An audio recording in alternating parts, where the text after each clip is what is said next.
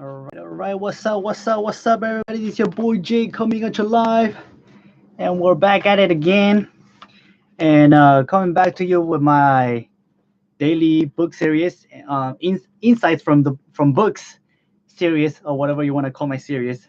It is absolutely your freedom. I'm presenting to you Your Invisible Power by Genevieve Behrend. And just to give you a little background about who Genevieve Behrend is, she's actually the one and only mentee for one of the most renowned uh, philosophers and deep thought leaders of the 20th century. His name is Thomas Troward, and he was a judge, and he never had any mentees, but Genevieve Behrend proved her mettle, and she was able to. Good to have you, Nicholas. She was able to secure a very lengthy mentorship with Thomas Troward, from whom she learned very sound philosophies and the workings of the mind, the true workings of the mind, not the brain. There's a difference between the brain and the mind.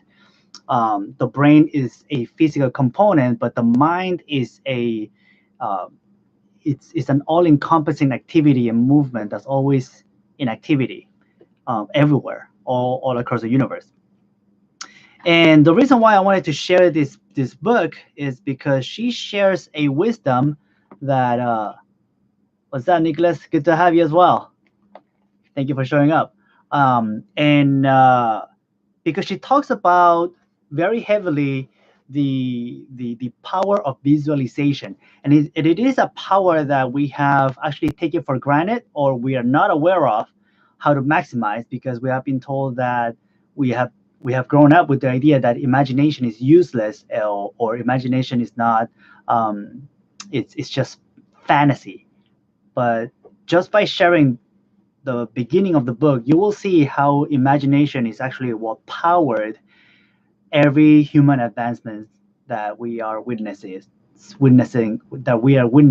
in this current modern world. So let me get on with it. Today, I'm going to run through the forward and chapter one. So forward. These pages have been written with purpose and hope that their suggestions may furnish you a key to open up the way to the attainment of your desires, and to explain that fear should be entirely banished from your effort to obtain possession of the things that you desire. So if there's something you want, you cannot have fear stop you. Number one. Good to have you, Fakel. In your effort to possess, you will discover that the thing you most and ultimately need to be always is your best self. So she talks about, hey Harvey, she talks about here about a beingness, not a doingness. So the order we have always been trained to through culture and the system is that we have to do certain things before we are something. But the truth is that you have to be it in order to do it. You're feeling that greater possessions, no matter of what kind they may be, will of themselves bring you contentment or happiness, is a misunderstanding. So over here, people talk about, how money doesn't bring you happiness and all that stuff, and that's very true, because it's not the fact that you possess money that makes you happy. Is And she will explain it throughout the book. It's the fact that when you have money as a resource and a tool, it gives you the freedom to do the things that you feel joy doing, right?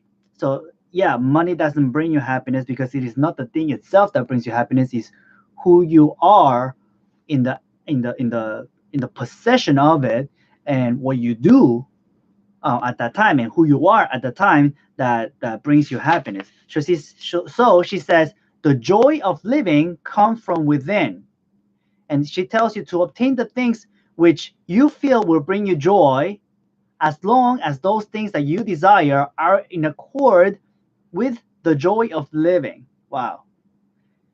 Make persistent effort to understand the law of visualization and make practical application of this knowledge. Now, the word effort here, as here employed, is not intended to convey the idea of strain. All study and meditation should be without strain or tension.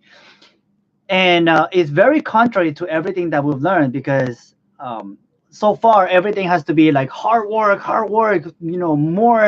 more effort, more effort. And what she's saying, yeah, like all that is true. It's not that you're just gonna sit in your house, you're gonna just be like watching Netflix all day and things are just gonna magically appear in front of you. But the whole process of thinking and visualization and understanding what these principles are about is not to be done with like, oh my god, I have to like strain myself to understand this. You have to allow it to come to you. It has been my endeavor to show that by starting at the beginning of the creative action or the mental picture, so already she's talking about imagination, the beginning of the creative action or the mental picture. And what is a mental picture if it's not imagination, right? Certain corresponding results are sure to follow. Visualizing may carry you beyond your past experience. If through the suggestions here given, anyone is brought to realize that their mind is a center through and in which all power there is in operation, simply waiting to be given direction in the one and only way through which it can take specific action, then the mission to which this book is dedicated has been fulfilled. Try to remember that the picture you think, feel, and see is reflected into the universal mind, and by the natural law of reciprocal reaction, must return to you in either spiritual or physical form. Whatever you think and feel, once again, the word feel yourself to be, the creative spirit of life is bound to faithfully reproduce in a corresponding reaction, right? Reciprocal action. And I was going to go into chapter 1, but I think I'm just gonna go way over time. So let me just leave you guys with the foreword. And just the foreword itself is like loaded with principles and deep philosophical reasonings. And she is going to keep talking to you about visualization and how visualizing is actually in alignment with the all originating universal spirit of life, and short form, God.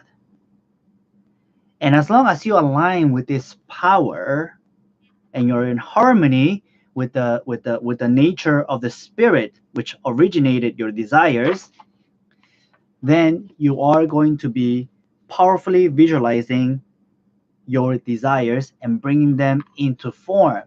Now, the biggest misconception that I hear a lot about talking about the law of attraction or things of a similar nature is that people have been somehow skewed into the idea that the law of attraction is the law of laws. Hi, Nahas, good to have you.